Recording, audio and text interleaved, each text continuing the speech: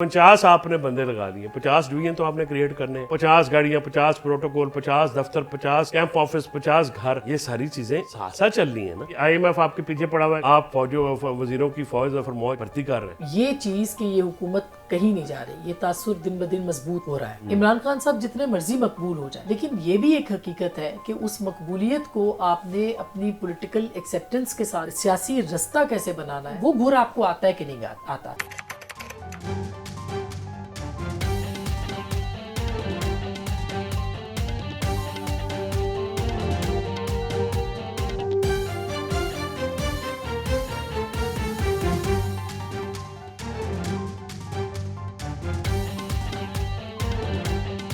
Government کے بارے میں کہا جا رہا تھا کہ یہ انڈر پریشر ہے اور یہ پراپر اس کا مدت بھی اپنی پوری نہیں کر سکے گی, لیکن شاید وفاقی دارالحکومت میں حالات کافی بدلتے دکھائی دے رہے ہیں.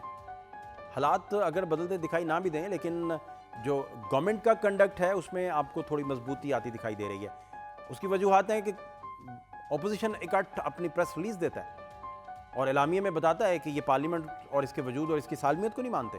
دوسری طرف گورنمنٹ جو ہے وہ اپنے 12 وفاقی وزراء اور 9 وزرائے مملکت اور مشیر ان کی تعداد میں اضافہ کر کے اناؤنسمنٹ دیتی ہے کہ ہم اپنی جگہ پر کھڑے ہیں شاید, اور ہم کہیں جانے والے نہیں ہیں, اور شاید گورنمنٹ کو کسی بھی اپوزیشن کا سامنا نہیں ہے. یہ چیز کہ یہ حکومت کہیں نہیں جا رہی, یہ تاثر دن بدن مضبوط ہو رہا ہے. اور یہ تاثر پنجاب میں اگر مضبوط ہو گیا تو پنجاب کی جو پولیٹیکل ڈائنامکس ہیں وہ بالکل مختلف ہے. وہاں پر محاذ آرائی اور اسٹیبلشمنٹ سے محاذ آرائی والی جو سیاست ہے اس کی اتنی پذیرائی نہیں جتنی اس بات کی پذیرائی ہے کہ یہ سسٹم ایسا ہی رہنا ہے. تو اس سے کس کو فائدہ ہوگا؟ اس سے پھر پی ایم ایل این کو فائدہ ہوگا یا پی ٹی آئی کو فائدہ ہوگا؟ فائدہ نہیں ہوگا. عمران خان صاحب جتنے مرضی مقبول ہو جائیں, اور وہ مقبول ہیں, لیکن یہ بھی ایک حقیقت ہے کہ اس مقبولیت کو آپ نے اپنی پولیٹیکل ایکسیپٹنس کے ساتھ جو ہے سیاسی رستہ کیسے بنانا ہے, سیاسی راہ کیسے ہموار کرنی ہے, وہ آپ کیسے کرتے ہیں, وہ گھر آپ کو آتا ہے کہ نہیں آتا. ہم بار بار مثالیں دیتے ہیں کہ جب محترمہ اور میاں صاحب باہر تھے اور پھر جنرل مشرف کے ساتھ این آر او ہوا تھا, تو این آر او کے پیچھے 3 سال کی سٹرگل تھی, گفتگو تھی, ڈائیلاگ تھا, مذاکرات تھے, بیرونی قوتیں اس کے اندر آئی تھیں, پھر کہیں جا کے وہ ہوا تھا معاملہ. لیکن ان سب جماعتوں نے جو بھی بات چیت کی, بہرحال 9 مئی اس وقت نہیں ہوا تھا, 9 مئی اب ہوا ہے. اور یہ ادارے کا ایک اپنا, یعنی اس کی ایک جسے کہنا چاہیے اختیار جو ہے اس کو چیلنج کیا گیا اس طرح سے. تو ظاہر ہے کہ یہ ایک بالکل پاکستان کی تاریخ میں اس سے پہلے نہیں ہوا. بہت سی مثالیں دیتے ہیں کہ مفاہمت رستہ بناتی رہی اور جس طرح سے بھی ہے.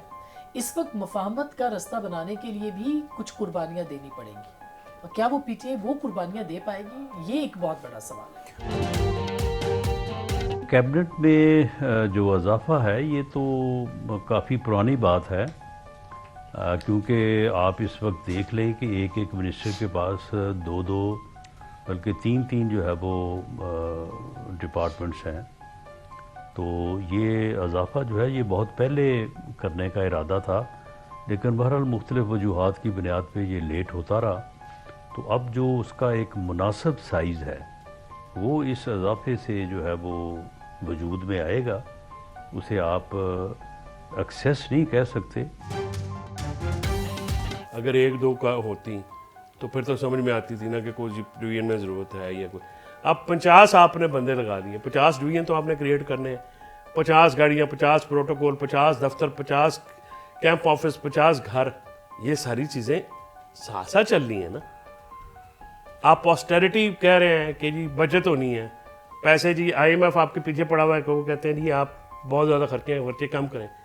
آپ کا فائنانس منسٹر کہتا ہے کہ خرچے کم کرنے, آپ فوجوں وزیروں کی فوج اور موج بھرتی کر رہے ہیں.